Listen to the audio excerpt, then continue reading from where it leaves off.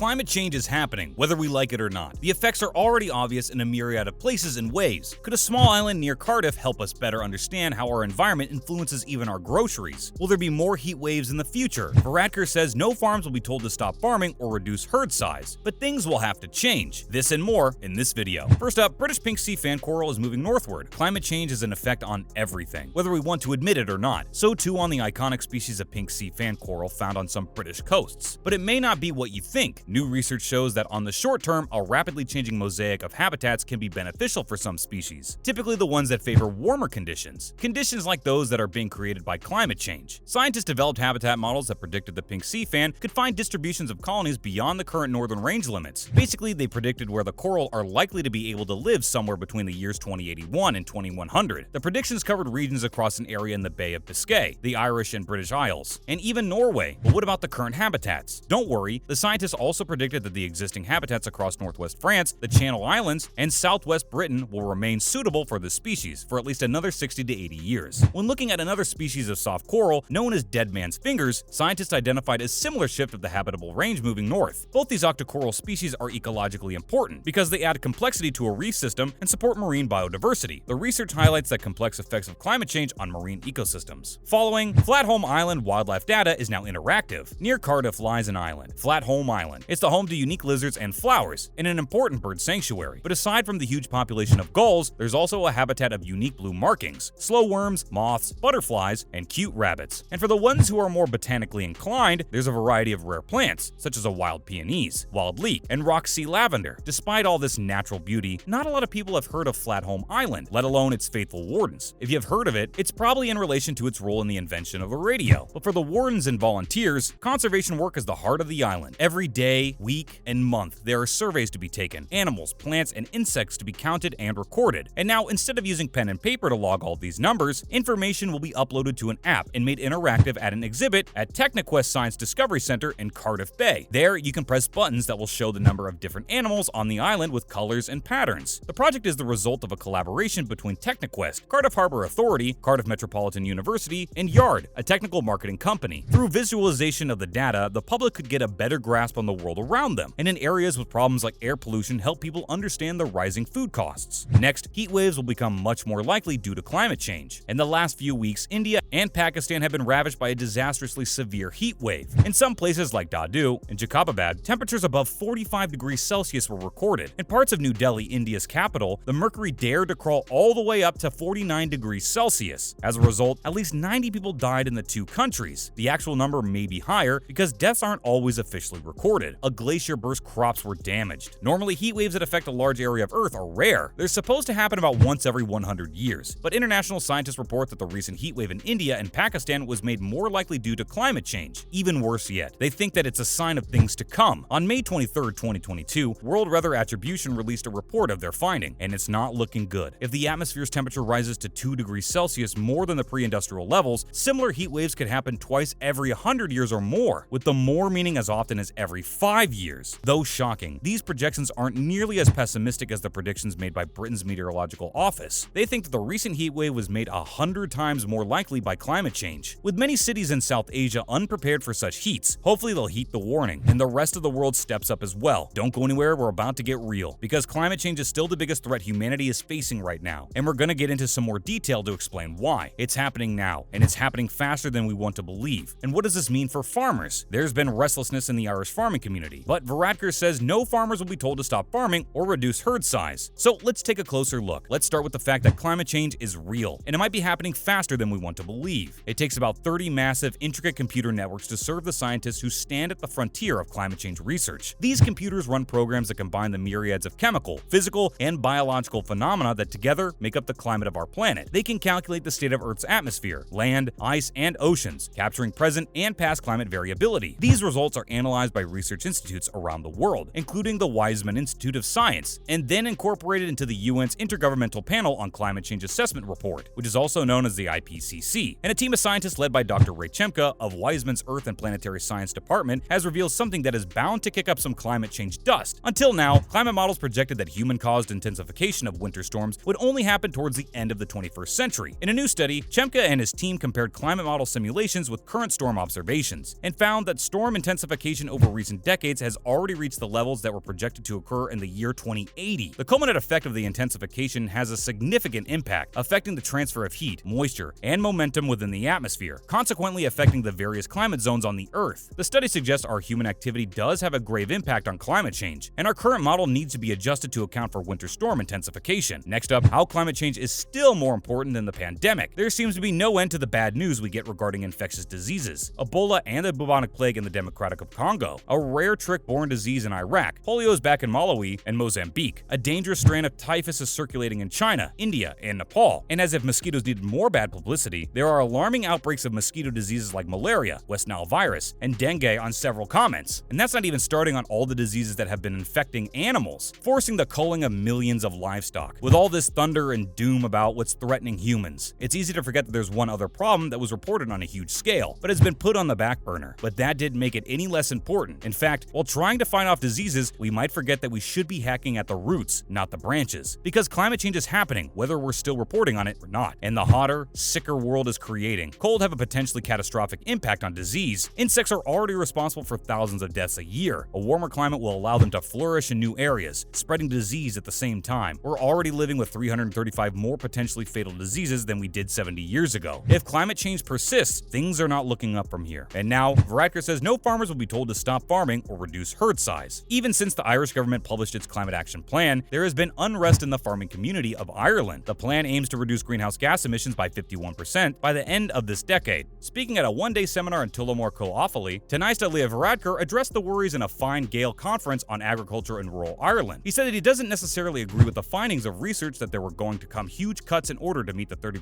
sectoral reduction for agriculture. The research predicted that sector losses would be 4 billion euros per annum, and some $50,000 jobs would be lost in farming. But Mr. Varadkar insists that no farmer is going to be told to stop farming or reduce the size of a herd in order to meet exciting climate change targets. The measurements to meet the target of a 51% reduction in carbon emissions by 2030 will be sensible and sustainable. So far, all you need to know for now. What are you doing to help relieve the pressure on our climate? Let us know in the comments. Thanks for watching.